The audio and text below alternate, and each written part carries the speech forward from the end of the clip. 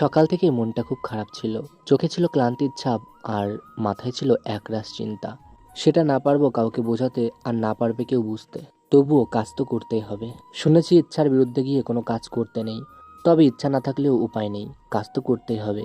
আচ্ছা, এমনটা কার কার সঙ্গে ঘটে বলো তো, যে ইচ্ছাও করছে না তবে কাজটা করতেই হবে। সবাই না বুঝতে পারলেও যার সঙ্গে ঘটে সে ঠিকই বুঝতে পারবে।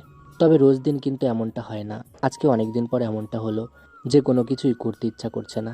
যাই হোক, ঠিক হয়ে যাবে। একটা দিন কেটে গেলে ভাই বিকালে খেলতে গেছিল অন্যের খেলনা নিয়ে। তারপর আমি ওকে বললাম, অন্যের জিনিস নিয়ে খেলতে নেই ভাই। সন্ধ্যাবেলায় মাকে সন্ধ্যা দিয়ে আমি বসেছিলাম। হঠাৎ করে রান্নাঘরে আওয়াজ পেলাম। দৌড়ে ছুটে এসে দেখছি ভাই ম্যাগি রান্না করছে। এমনি সময় আমাকে বলে, দাদা তৈরি করে দাও। তবে ম্যাগিটা নিজে নিজে রান্না করা শিখেছে, তাই আর আমাকে বলে না, একা একা ছুটে চলে আসে। তবে ভয় লাগে, গ্যাস জ্বালায় তো। তারপর বললাম, আচ্ছা তুই তাহলে রান্না কর, আমি তোর কাছে বসে থাকি। দেখো, ও খুব সুন্দর রান্না করছিল আর আমি চুপচাপ করে বসে দেখছিলাম ও কি করে কি না করে। তোমরা বেশ কয়েকজন দেখি কমেন্টে বলো ভাইকে একটু কাজ করতে দেবে। দেখেছো, ও একাই কিন্তু অনেক কাজ করে, যেগুলো কখনোই করতো না।